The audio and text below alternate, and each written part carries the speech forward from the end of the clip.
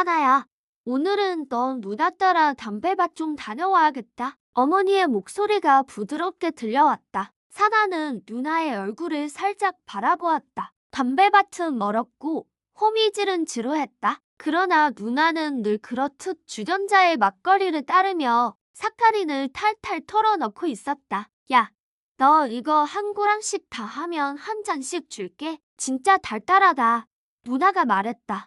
사나는 그 말에 코끝이 실룩거리며 반응했다. 막걸리라니. 누나가 따르는 막걸리 잔은 마치 어른들만의 세상 같았다. 잔이 손에 들려 있을 때 사나는 입술을 대고 한 모금 마셨다. 입속으로 스며드는 달콤한 맛에 속절없이 끌려들었다. 야야, 좀 더 똑바로 해. 풀 다시 난다. 호미가 검은 흙을 가르며 날아갔다. 땅은 딱딱하고 풀뿌리는 질겼지만 막걸리 한 잔을 위해 사나는 고랑을 끝내기로 결심했다. 누나는 약속을 지켰고 사나의 얼굴은 벌겋게 달아올랐다. 해가 산등성리로 기울 무렵 집으로 돌아가는 길에는 또 길이 남아 있었다. 풀숲 어딘가에서 소 한 마리가 긴 줄을 매어 풀을 뜯고 있었다. 가자, 아롱아.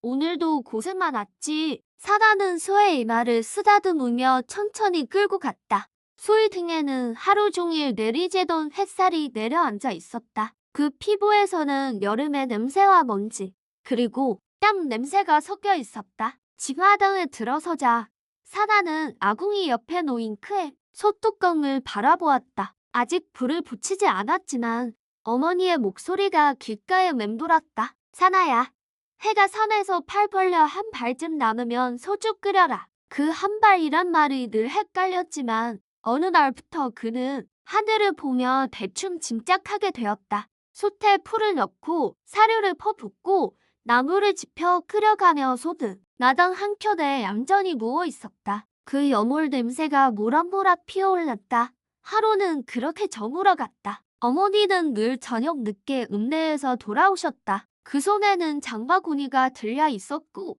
그 안에는 가끔 사다를 외한 뽀빠이 한 봉지가 숨어 있었다. 고생했지? 오늘은 잘했네. 그 한마디면 하루 종일 흙과 땀에 절은 몸이 부드럽게 풀리며 마음도 가벼워졌다. 사다는 마당 한켠에 쪼그리고 앉아 그날의 막걸리 맛을 떠올리며 별을 올려다보았다. 세상에서 제일 달았던 사카린 막걸리, 그리고 어머니의 한마디가 마음 깊은 곳에서 따스한 온기를 남겼다. 사나야, 너는 이 다음에 뭐가 되고 싶니? 아버지의 물음에 사나는 망설임 없이 대답했다. 법관이요, 판사요. 대답을 들은 아버지와 어머니는 잠시 서로를 바라봤다. 웃으려다 말고 금세 눈빛이 조용히 식었다. 아무 말은 없었지만 사나는 알았다. 그 대답이 부모님의 마음에 조그만 무게로 내려앉는다는 걸. 사나는 그냥 공부를 잘하는 아이였다. 특별히 누가 시키지 않아도 책을 들고 있었고 시험을 보면 늘 상위권이었다. 법관이라는 말도 사실 어릴 적 책에서 본 단어였다. 법을 다루는 사람, 정의로운 판결을 내리는 어른, 어쩌면 선생님들이 칭찬할 법한 그런 직업. 그래서 습관처럼 말하곤 했다. 하지만 사나도 알고 있었다. 집안 사정이 넉넉하지 않다는 걸. 대학에 간다는 건 이 집에서는 큰 산을 옮기는 일이라는 걸. 부모님은 농사일을 하며 하루하루를 살아내고 있을 뿐이었다. 그럼에도 사나는 그 말을 계속했다.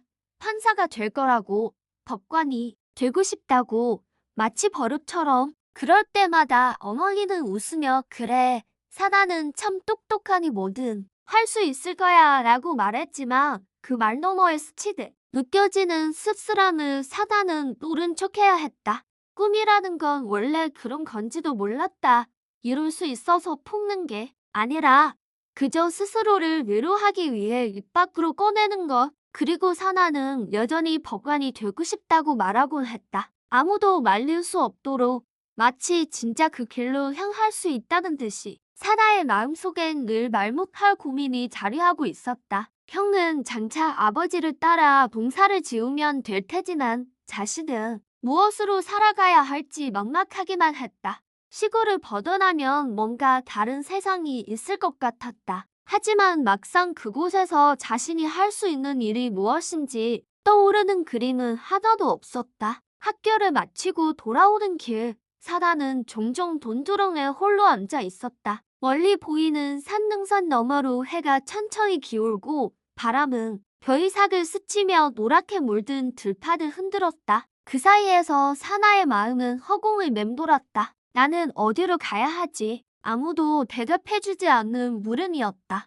하지만 그 질문은 날마다 사나의 가슴을 두드렸다. 가끔은 형이 부러웠다. 별다른 고민 없이 아버지를 따라 밭일을 하고 지는 해를 바라보며 하루를 마무리하는 그 모습이 사나에겐 마치 정해진 길 위에서 사람처럼 단단해 보였다. 반면 자신은 책을 아무리 들여다봐도 그 안에서 미래의 조각 하나쯤 발견할 수 있을 것 같지 않았다. 그래서일까?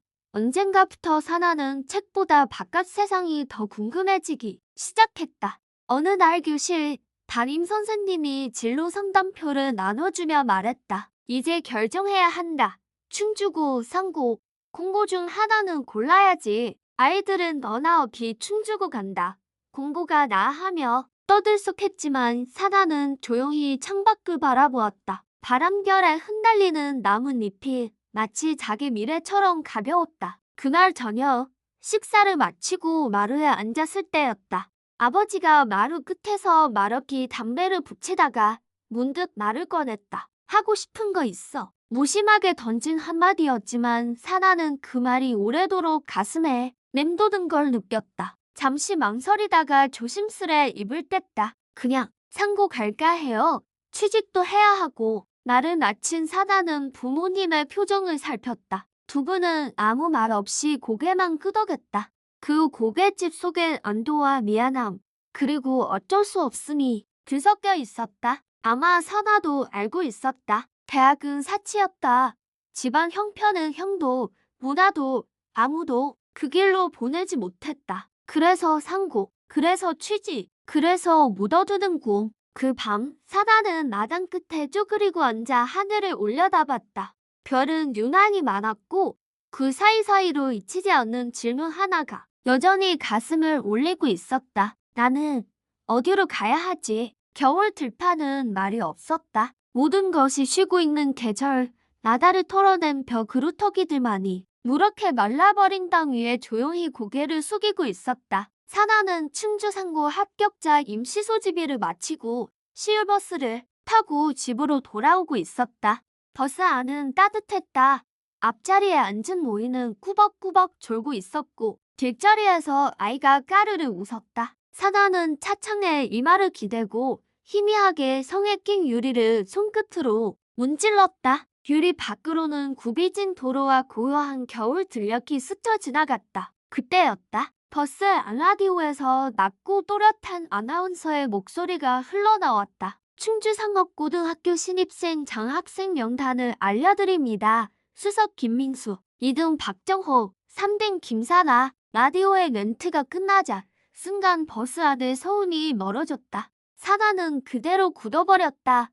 시간이 멈춘 듯했다. 김사나, 그건 분명 자기 이름이었다. 심장이 한번 크게 뛰고 꼭 조용히 내려앉았다. 가슴 깊은 곳에서 무언가 뜨겁게 차올랐다. 그래도 학교는 다닐 수 있겠구나. 그저 합격만으로도 감사했는데 장학생이라니. 상고의 등록금은 결코 만만한 액수가 아니었다. 형도 공고에 다니고 있었으니 부모님의 속은 늘 타들어갔을 것이다. 장학금을 받는다는 건 자신이 그 짐을 조금이나마 덜어드릴 수 있다는 뜻이었다. 사나는 창밖으로 눈길을 돌렸다. 들판 위에 낮은 해가 내려앉고 있었다. 버스 창을 비친 자신의 얼굴이 어쩐지 조금 어른스러워 보였다. 그 순간만큼은 자신이 자랑스러웠다. 집에 도착하자 어머니는 마당을 쓸고 있었다. 아버지는 소주 끓이는 속 근처에 쪼그리고 앉아 나무를 던지고 있었다. 사나가 문 앞에 서서 조금 수줍게 말했다. 엄마, 나 장학생 됐대요. 학교에서 라디오로 발표했어요. 어머니가 멈칫하더니 얼굴이 환하게 밝아졌다. 아버지는 말없이 고개를 끄덕였다. 그 짧은 순간 오래 묵은 근심이 허공으로 풀려나가는 것 같았다. 잘했다. 우리 사나. 어머니는 그렇게 말하며 사나의 등을 툭툭 두드려 주었다. 그 손길은 따뜻했고 그날 저녁 어머니가 끓인 된장국은 평소보다 훨씬 구수했다. 사나는 그날 오래도록 잠을 이루지 못했다. 다만 가슴 속에 작은 등불 하나가 켜진 것 같았다. 그리고 그 불빛은 앞으로 마주할 모든 길에 환히 밝혀줄 것만 같았다.